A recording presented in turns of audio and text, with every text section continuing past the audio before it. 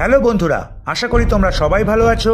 আজকে আমরা তোমাদের জানাবো আমাদের সৌরমণ্ডলের একমাত্র নক্ষত্র সূর্য বা আমাদের এই পৃথিবীতে প্রাণের চালকা শক্তির একমাত্র উৎস সূর্য যদি ধ্বংস হয়ে যায় তাহলে কি হবে এই পৃথিবীর। বিজ্ঞানীরা এই নিয়েই গবেষণা করতে করতে বেরিয়ে এসেছে এক উদ্বেগজনক তথ্য। তো বন্ধুরা, এই গুরুত্বপূর্ণ ভিডিওটি না কেটে সম্পূর্ণটা দেখার অনুরোধ রইল। ভালো লাগলে অবশ্যই চ্যানেলটিকে সাবস্ক্রাইব করে সঙ্গে থাকবেন। কখনো ভেবে দেখেছেন একদিন সকালে ঘুম থেকে উঠে যদি দেখেন আমাদের সূর্যটা আর নেই, মারা গিয়েছে বা ধ্বংস হয়ে গিয়েছে, তাহলে কি হবে আমাদের? আমি আপনি যাই ভাবি না কেন, বিজ্ঞানীরা সাম্প্রতিককালে আবিষ্কার করেছেন প্রায় বৃহস্পতির মতো বড় একটি শ্বেতগ্রহ আকাশগঙ্গায় নিজের কক্ষপথে প্রদক্ষিণ করে চলেছে একা একা। এই ঘটনা থেকে সৌরবিজ্ঞানীরা বোঝার চেষ্টা করছেন যে আমাদের সূর্য যদি কোনোদিন ধ্বংস হয়ে যায় তাহলে কি হবে আমাদের সাথে। গবেষণাটি যৌথভাবে করেছে কুইন্সল্যান্ড বিশ্ববিদ্যালয় এবং ডাচ ন্যাশনাল অবজারভেটরির গবেষকরা।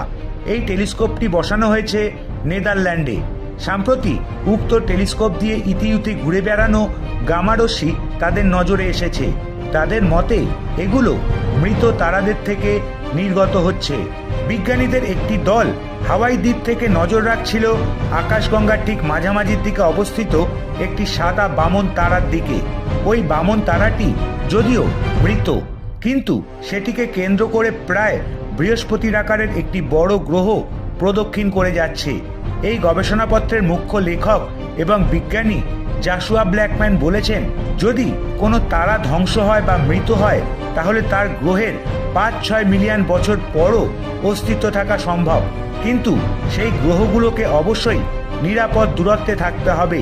তিনি বোঝাতে চেয়েছেন, ধরা যাক আমাদের সূর্য কোনোদিন ধ্বংস হয়ে যাবে, তাহলে সবার আগে সূর্য তার গোটা শরীরে ছড়িয়ে থাকা সমস্ত জ্বালানি একত্রিত হয়ে বিস্ফোরিত ঘটাবে এবং বিস্ফোরিত ঘটিয়ে একটি লাল শক্তিধর দৈত্যতে পরিণত হবে।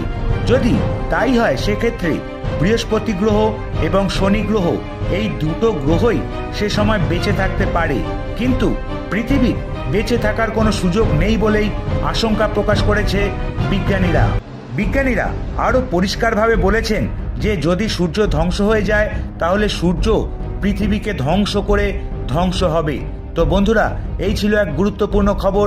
আশা করি ভিডিওটি আপনাদের ভালো লেগেছে। ভালো লাগলে একটি লাইক ও শেয়ার করে অন্যকেও জানানোর সুযোগ করে দেবেন, আর জানাবেন আপনাদের মূল্যবান বক্তব্য কমেন্টস বক্সের মাধ্যমে। আর অবশ্যই চ্যানেলটিকে সাবস্ক্রাইব করতে ভুলবেন না। সুস্থ থাকবেন, ভালো থাকবেন, সতর্ক থাকবেন। Bye bye.